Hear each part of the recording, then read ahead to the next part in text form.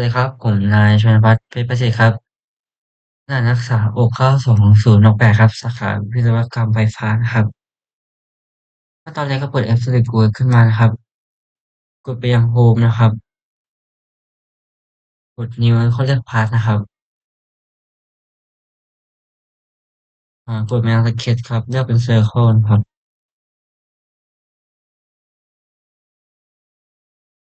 ก็เลือกเป็น Front Plane นะครับ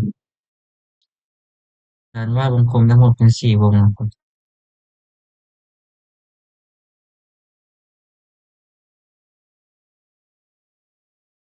กด Smart Action ครับวงด้านในเลือกเป็นที่10นะครับ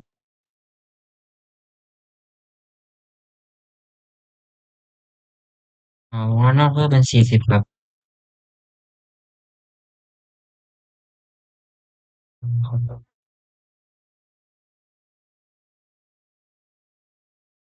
วงนี้เป็น150ครับ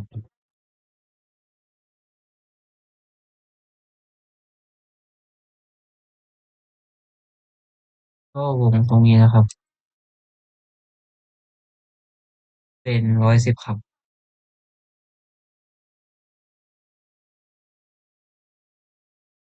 จากนั้นมาเส้นรางครับ เลือกเป็นเส้นป่าครับผมจากจุด origin นะครับลากขึ้นไปนะครับระยะ4ครับจากนั้นมา offset นะครับขนาดเป็น10นะครับขออนุญาตต้น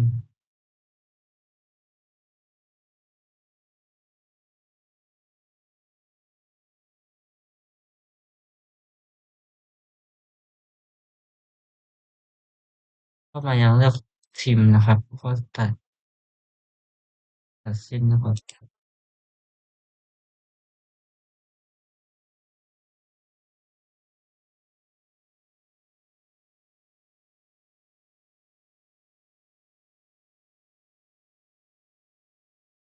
เดี่ยวครับ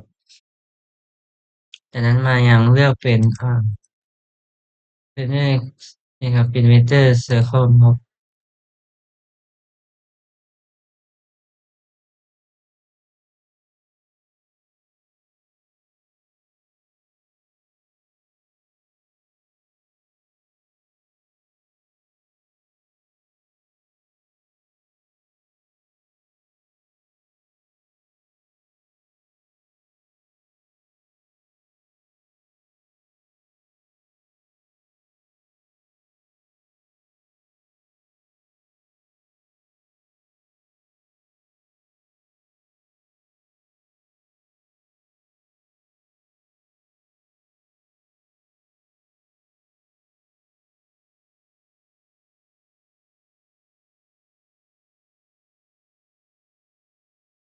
ระยะ4ครับจากนั้นเลือก smart dimension ครับ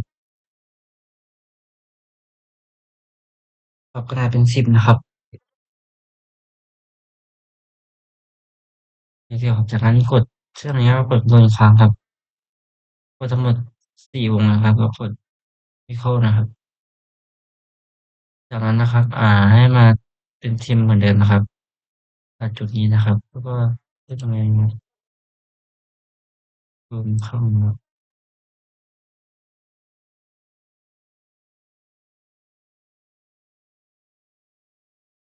นี้เสียครับจากนั้นมาเลือกเป็นsetting slot นะครับ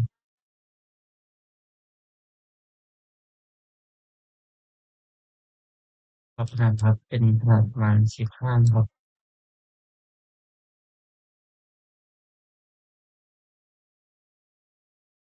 แล้วก็มุมตรงนี้เป็น5นะครับ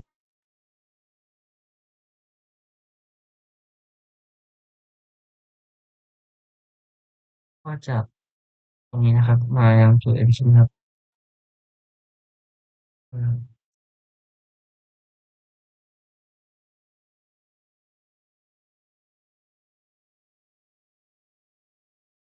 เป็นขนาด30จากนั้นมาเลือกเป็นcenter point arc slot นะครับ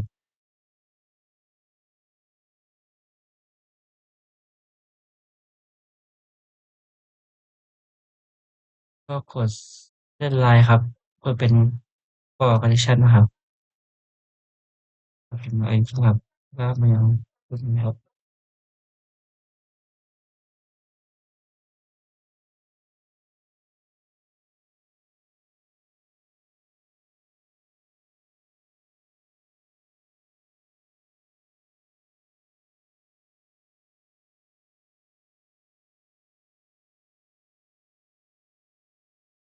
ได้อีกรอบครับ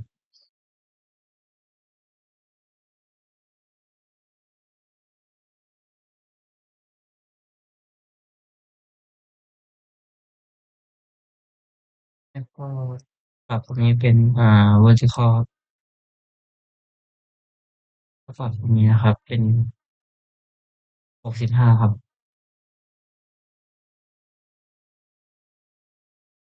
แล้วก็ปรับมุมเป็น5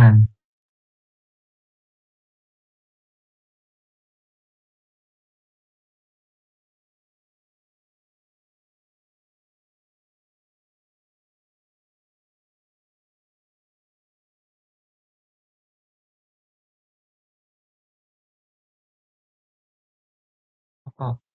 มุมตรงนี้นะครับเป็น30ครับ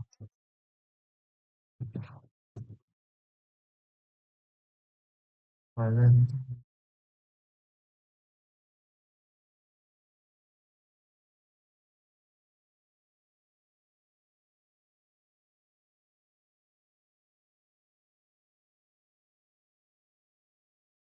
พอทีนี้เส้นมันฟูครับเพราะมันติดครับลองเติมนะครับสำหรับอันนี้ก็มายังเลือกเป็นอันนี้ใหม่นะครับจะไป Arc Slot นะครับ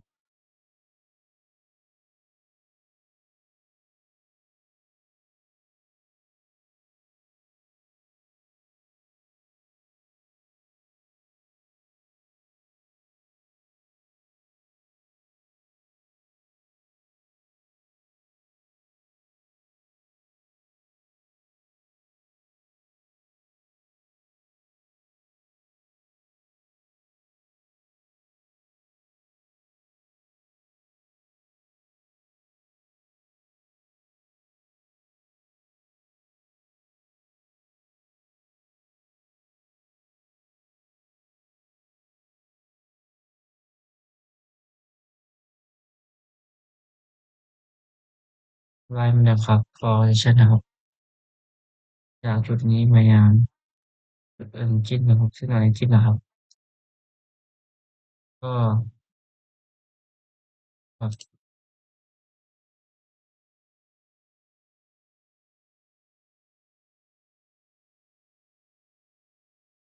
Vertical ครับ Vertical ครับก็มุม30ครับ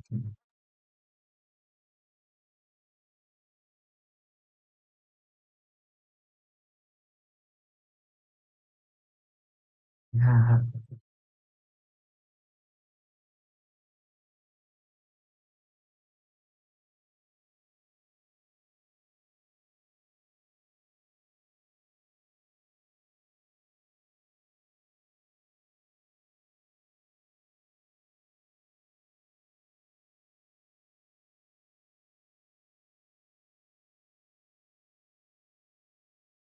นะครับให้มาวาดวงกลมนะครับด้านในนะครับ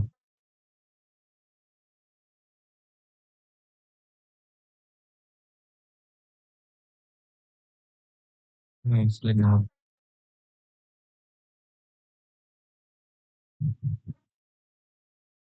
อันนี้ครับก็ปรับขนาดครับเป็น5นะครับ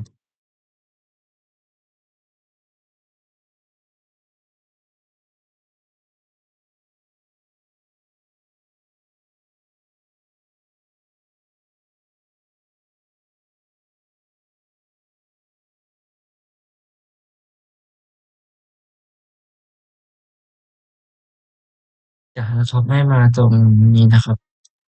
ถ้าเป็น Circular นะ Sketch Random นะครับก็เลือกตรงนี้นะครับปรับเป็น5นะครับ Potato ครับจากนั้นให้มาเหมือนเดิมครับ Circular ครับจะเป็นเส้นนี้นะครับรวมครับกดรวมครั้งก็ได้ครับแล้วแต่ครับกดตรงนี้ครับตรงนี้ครับปรับเป็น3ครับที่ตัวครับจากนั้นมาเหมือนเดิมครับ Circular ครับปรับเป็น5ครับที่ตัวครับจากนั้นนะครับตรงนี้นะครับกดตรงนิ้วค้างครับสับเส้นตรงนี้ครับปรับเป็น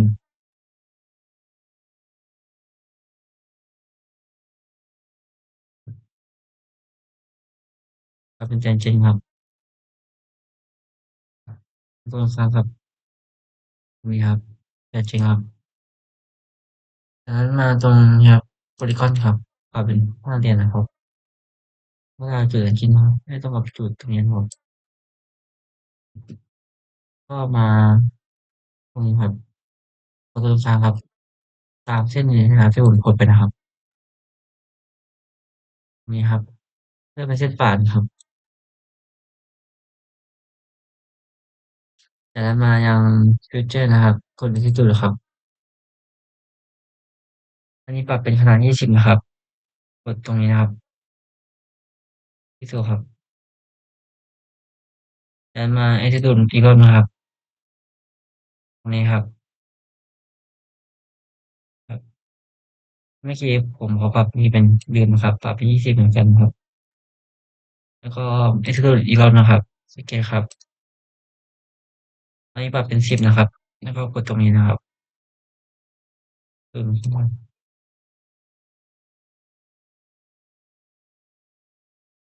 ที่ตัวครับ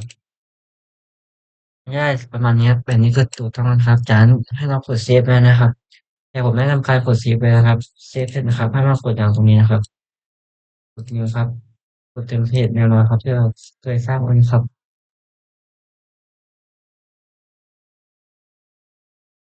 ให้เรากดตรงนี้นะครับเปิดที่เรามีไว้นะครับที่เราเซฟไว้นะครับ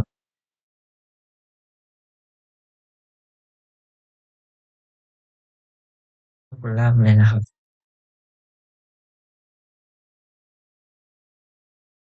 ตัวนี้เชียวอันนี้ก็ลากมาหน้าล่างครับปรับขนาดเป็น1:5นะครับไว้ล่างตรงนี้ตัวนี้นะครับปรับเป็นขนาด1:1ครับ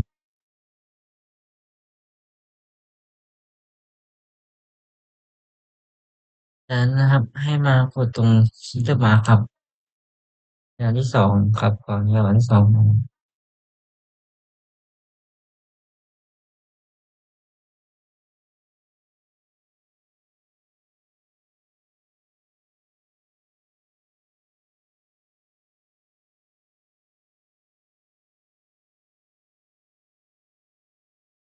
ตัวนี้เชียวครับจากนั้นกด Smart Direction ครับ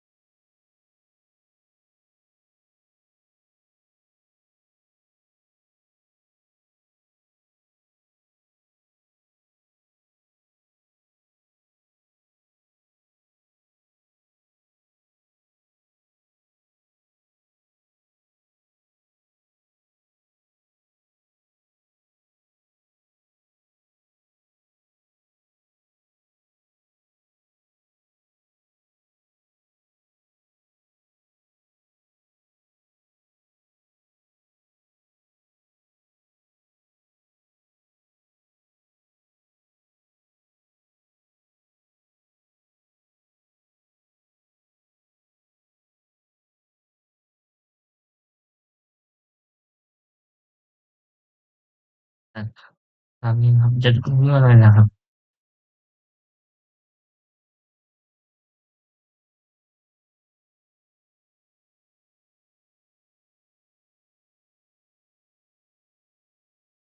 แบบนี้คือเสร็จเรียบร้อยนะครับขอบคุณครับ